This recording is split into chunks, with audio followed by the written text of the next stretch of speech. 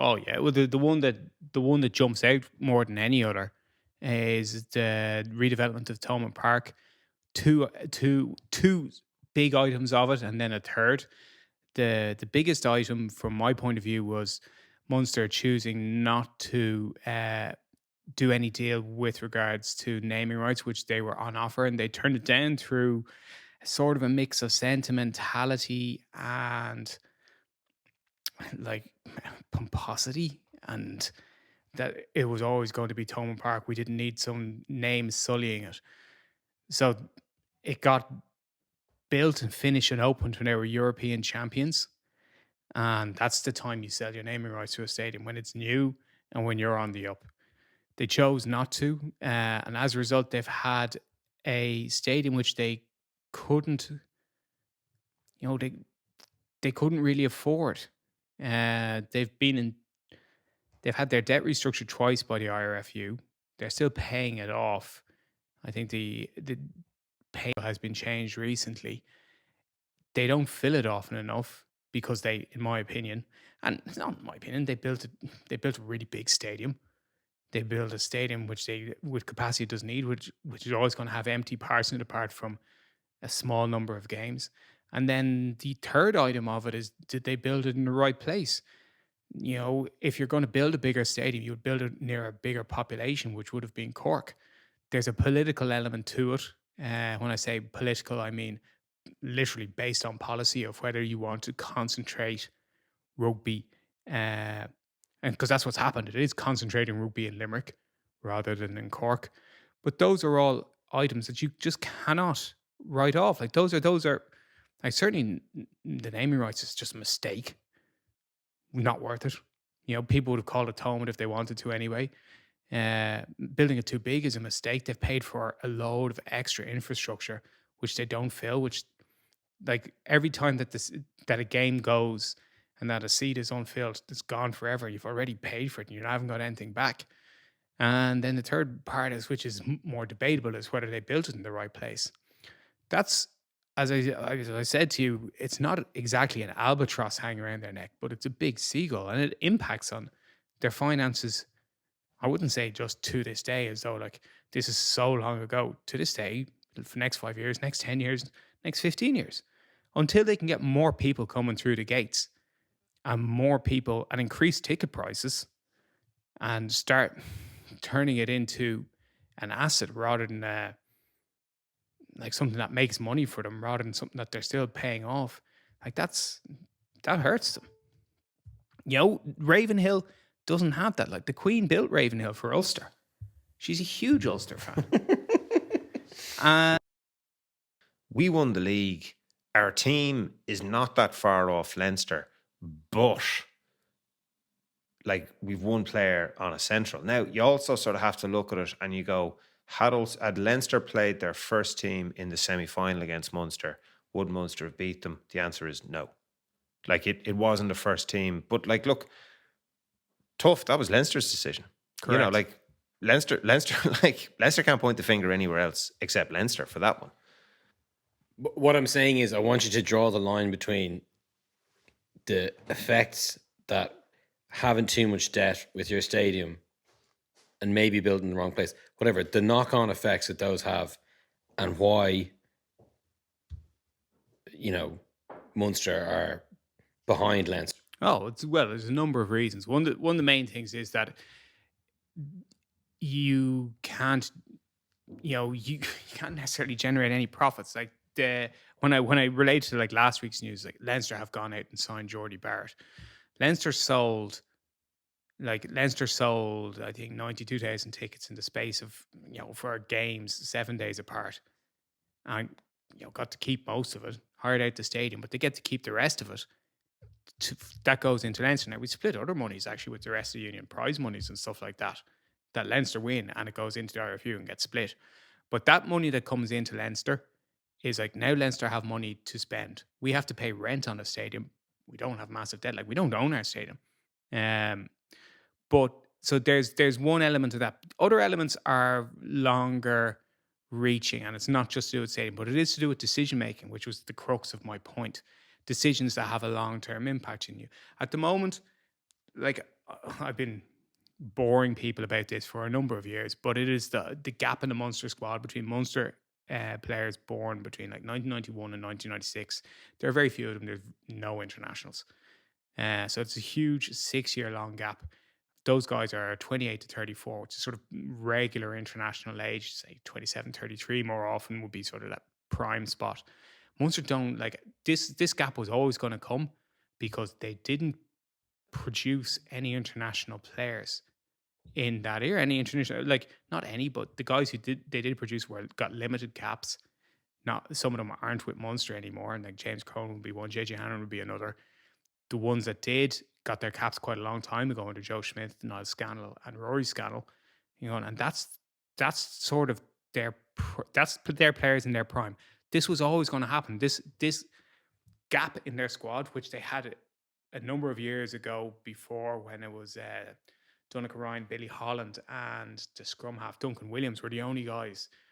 Like they had one guy born in 84, one guy born in 85, one guy born in 86 still in their squad when they would have been in their prime ages. So you have this big gap in their squad. And this is why they don't have any central contracts at the moment, because the players who are sort of central contract age, like Munster don't have very many good ones. And why does that happen? It's sort of putting it together. Firstly, there was a big turnover, frequent turnover in coaches between Rob Penny, who brought them to two Heineken Cup semi-finals in his 2 years at the top. And also, I was saying this to you before over dinner, I remember quite vividly Donnacha O'Callaghan coming out and rubbishing Rob Penny's game plan, which was he was coming over in 2013 and trying to teach them the Canterbury 2-4-2, which would have put them ahead of any Northern Hemisphere team. This was this Canterbury's immense run of winning everything. Breaks another tackle. Still going. We got gear. His form's been brilliant. Now the kick to Hamilton. Hamilton works it up. It does. Oh, brilliantly done. And he was saying, this is how we're going to play. And Donnacha O'Callaghan goes, I don't want to play on the wing. I'm a second row. This is not what I want to do. And there was a sort of a revolt against what Rob Penny was trying to do, which was, short-sighted from the players. Also, I think just terrible for morale. So Penny got into two semi-finals, and then instead of being rewarded with a long-term, another 2-year contract, he was offered a 1 year. He left.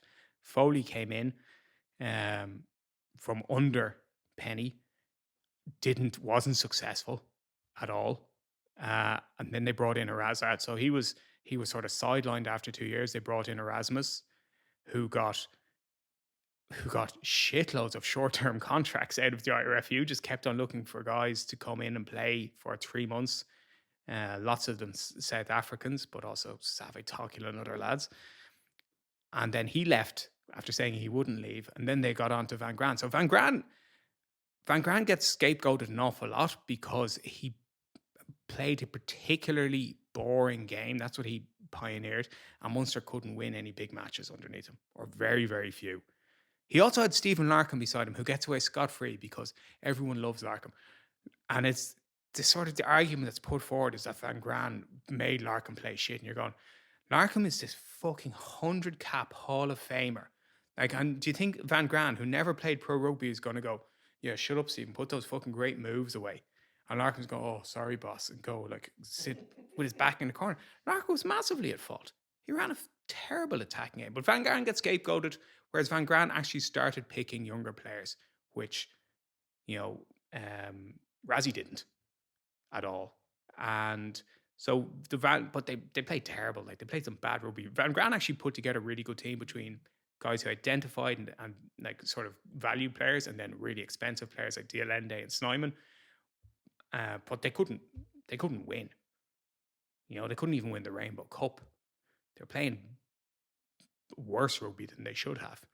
So you had regular turnover of coaches up until Van Graan. Then you had an academy which, initially, if you look at the sort of, I think it's shibboleth is that all the Munster players came from AL, and when that dried up, that's what the problem was. But then you look at the players who are post AL, Earls, 100 caps, born in 87, O'Mahony, 100 caps, born in 89, Conor Murray, 100 caps, born in 89. So those players were produced. They're not AAL players. Any AAL rugby they played is incidental. So they were able to produce these 300 cappers for a period, like guys born relatively close together. And then you're saying, what? Then we just didn't produce any talented players after Zebo. Like Zebo got 34 caps, 35 caps. Should have had 80, talent for 80. Dave Kilcoyne is about 55, 56 caps. You know, all of those guys. So look, that was working to a degree. Then you have 6 years in a row where you can't get it. Like Niall Scannell is the only one who has more than 7 caps. You know, I think Jack O'Donoghue is 2, Rory is 3. So like, why? How does that happen? And then you go, okay, well, you either identify the wrong players. Firstly, you take the very unlikely thing that there's no talent for 6 years, which I do not believe that to be the case at all. I just don't believe it. So you either identify the wrong players, or you coach them poorly, or you do both, or you have a poor feed into the professionals, which I think Munster did. And I would also say, and that's a real reason why they don't have many centrally contracted. In fact, the only guy in the central now is Ty Byrne, who came through the Leinster Academy and then did most of his improvements in Swansea. But I would Glenethley rather, sorry. But so I would say that Munster have shown over the last, since the Crowley and Ahern year, where those two players were the best players in their under-20s team. Then you had Kendall in quite a poor year for the under-20s, who was captain, the best player in his team. And then you have, you've got Gleeson. Dogbo, who didn't play for the 20s, but by accident. And he was almost young enough to play for the 20s. Like last year, he was born something like he's 12 days off playing for the under 20s. I think he was born late in December. So now they're producing guys again who are going to be internationals. Craig Casey, another good player. Hodnett, a good player. These guys, like some of them are internationals. Crowley's a starting half round, has already won a Six Nations. Ron Quinn is another one. O'Connell. So like, these players are now coming through again, mostly because Ian Costello has done an efficient job as an academy manager, and other elements of Munster pathway, be that their school or their club, up to that. But like the reason that Munster don't have centrally contracted players at the moment is because there's a big soft spot in the Munster squad, which was always going to happen at this age when O'Mahony, Kilcoyne, Zebo, John Ryan, Conor Murray are all 34, 35. And like the guys who are 28 to 34 aren't there. And like John Hodnett, to answer your question, like the stadium has nothing to do with John Hodnett not getting a contract. Like, and it's timing. The week that was in it for Leinster. Like, I mean, Leinster getting Geordie Barrett. I guess what the stadium would pay for is if you were kicking off a lot of ticket revenue and you were running, like you're running a surplus, you could then look to where are you going to spend your cash. All things being equal, we'll bring in a marquee player. And that would strengthen your team. But again, like, to go back to like Munster won the league last season. Munster's team is good. Now, is John Hodnett better than Josh van der Fleer now? No. So, like, might he be better in 2 years' time when they're both 2 years older? Maybe. Because you don't know when your athletic ability falls down, but like, it'll fall down at some time in the 30s. And at that stage, at that stage, Gleeson might be ahead of, everyone. Like, Keelan Darris, does it stop Darris getting a centre contract? Maybe stops Van der Fleer getting one. Like, but that's, it's kind of not, like, it's not the same issue. Like, I mean, the central contracting thing is just a time, and it's more just doing lots and lots of little things right. Maybe if you've got a lot of debt and you've got you're in crisis management mode, that's what you spend all your time doing, because you're just sort of going, like, we don't have any money to spend. Like, you've got to think of more basic things if you're running an organization that's in that sort of situation. Like, it tends to hamstring your critical faculties, really. in which case, you don't appoint the right people. You don't have a strategy for developing your own players. You don't have a strategy for moving around even the players that are good, and just sort of going, well, like we tend to have like our four best players all playing the same position in each consecutive years. Like we can't have the youngest guy unless he's by far the best playing in that same position. Like we need to move them around. Like we need to move Turn one of them into a hooker. turn one of them into a hooker, turn one of them into a centre, turn one of them into a scrum half. Just because, like, turn one of them into a prop. Like I'd have said, they'd be like Witcherly would be better off playing prop than second row.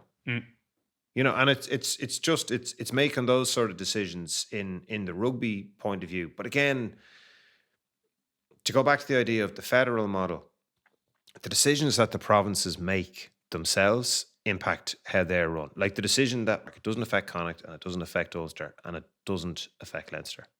That's Munster's decision.